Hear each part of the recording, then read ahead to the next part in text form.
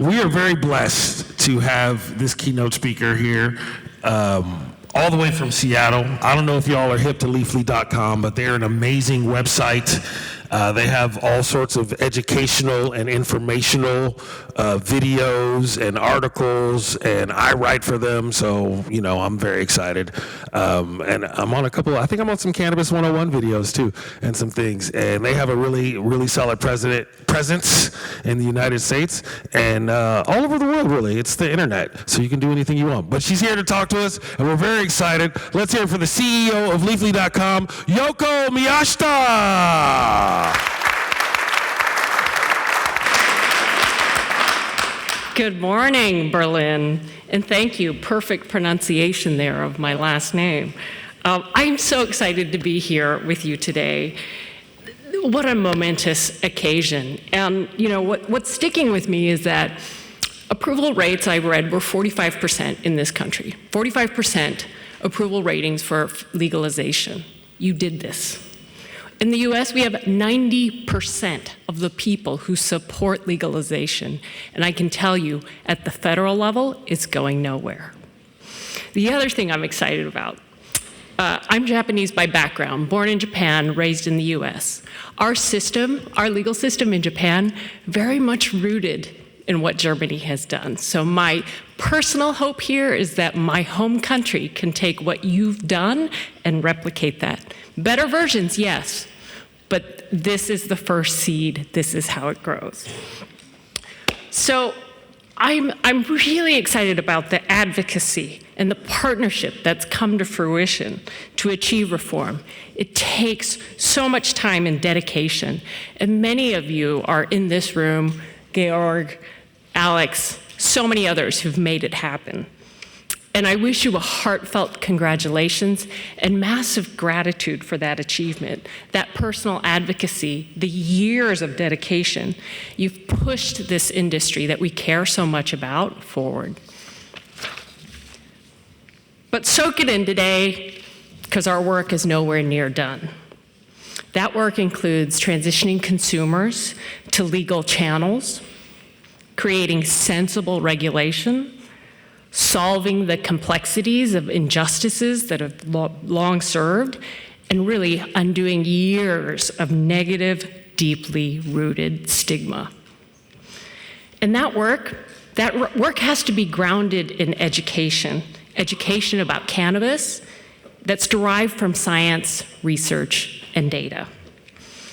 So of course, at the center of this learning is a plant that's been in use for over 10,000 years, traveling the world, following our patterns of human migration, being put to countless historic and current uses.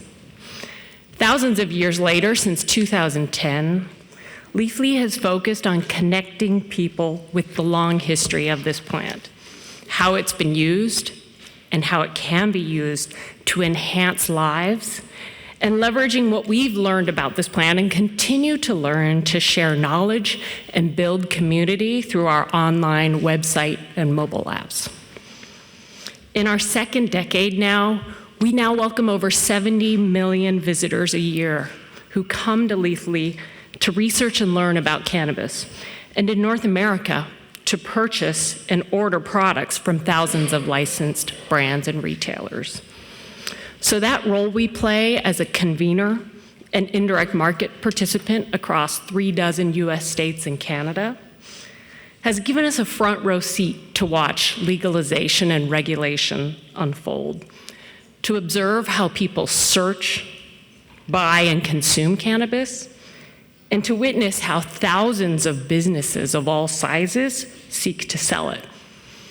And from that front row seat, we have some observations. We've seen market launches go well and some not so well.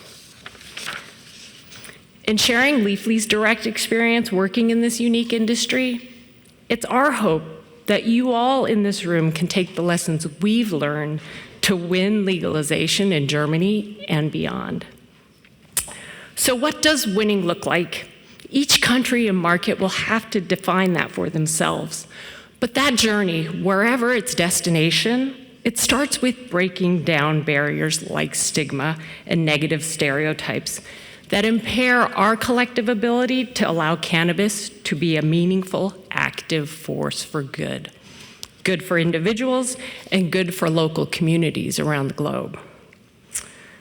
So the journey to normalize and destigmatize starts with solving what I call cannabis illiteracy.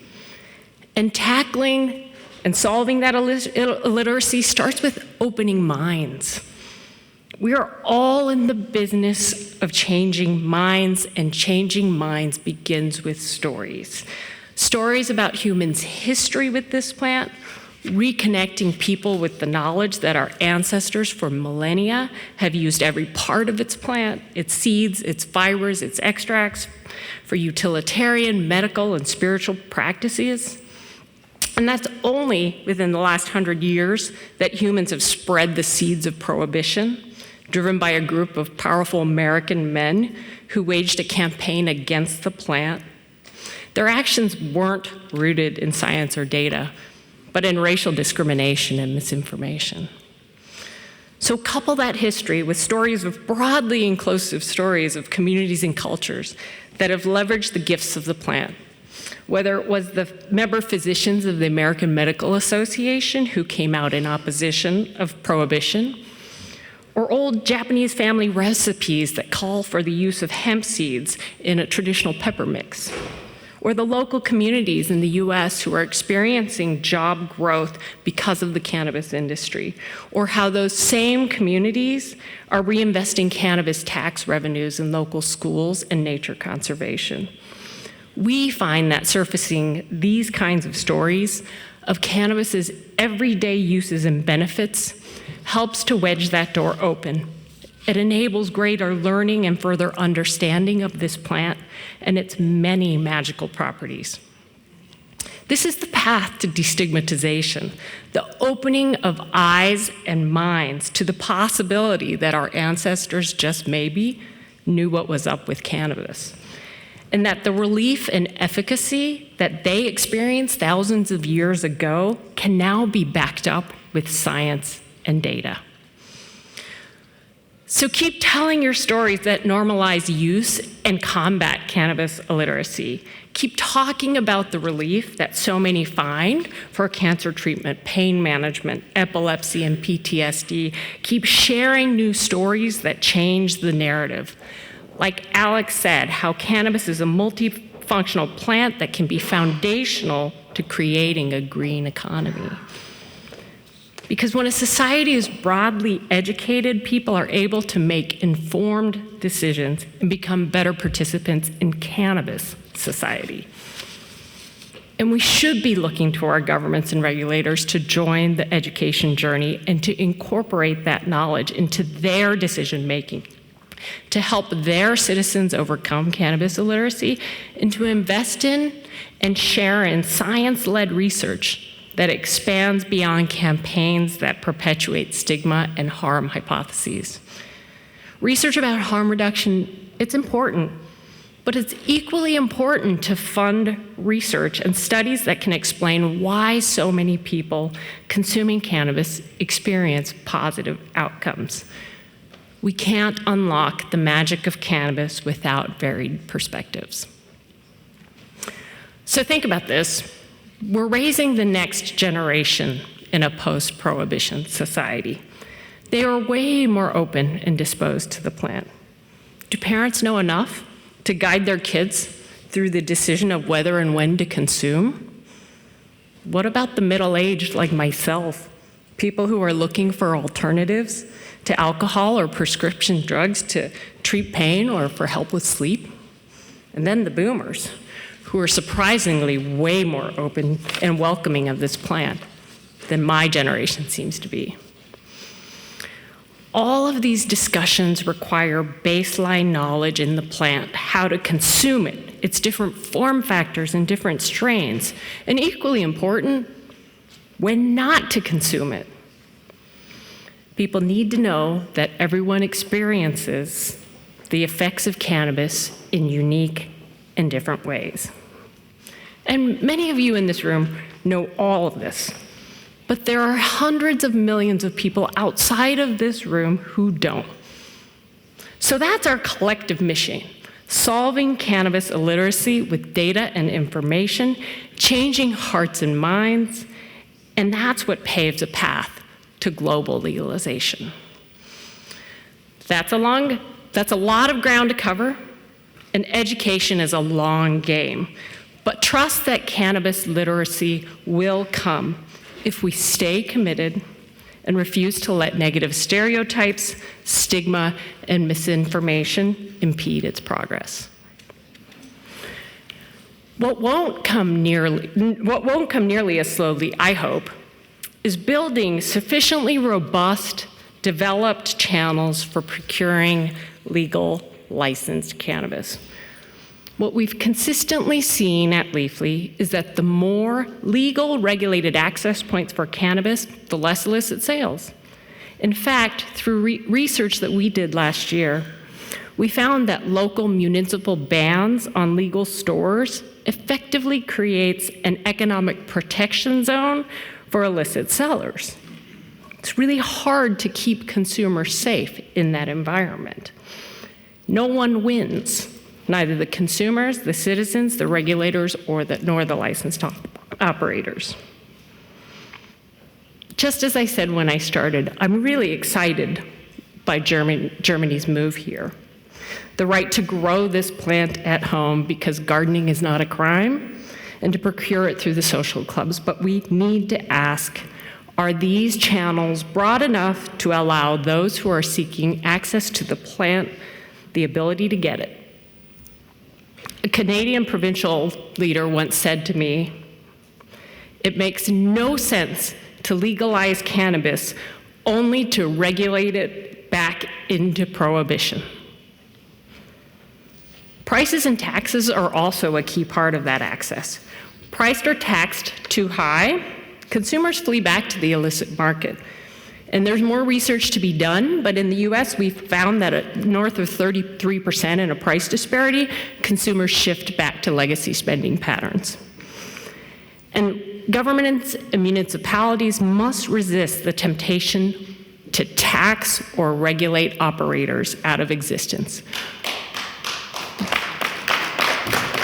We have seen over the last 24 months in the US markets an unimaginable number of licensees lose their license due to taxes and or the high cost of compliance and regulation.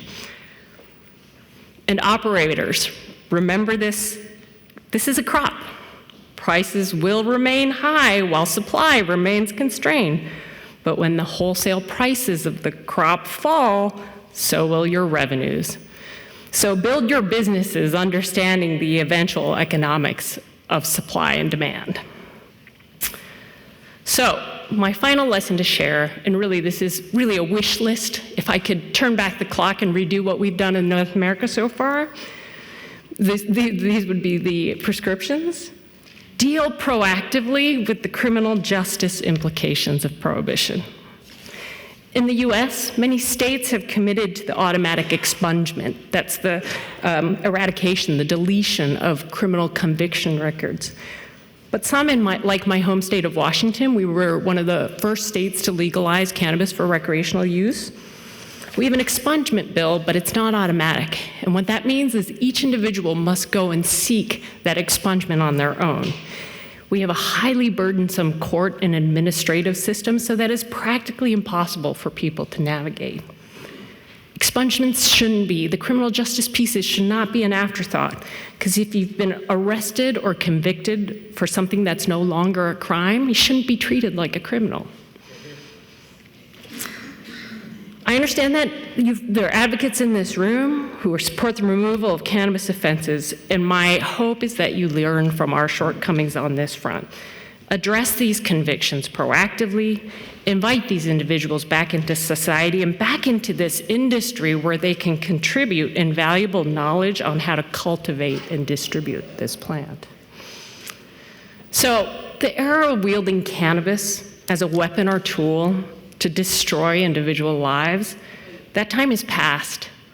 Now's the time to allow for healing and justice and let cannabis do what it has done for thousands of years, and that is to help humans heal and build community.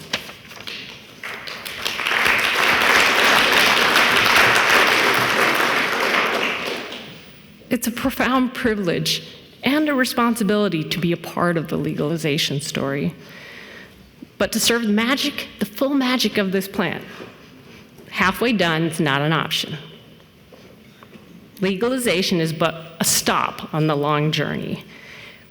As you travel this road, know that the journey has resulted in transforming years of negative thinking into market opportunities that heal individuals and build community. I'd like to thank Alex Rogers and the team at ICBC for inviting me here to join you today. I'm struck by the sheer wealth of knowledge and experience that each of you bring to this table. And I really look forward to the learnings that you will share this week and to hear your stories. That's invaluable to me, that's invaluable to Leafly, because that allows us to continuously expand our audience's knowledge of this plant and how it's making its way, once again, around the world through legalization. Thank you.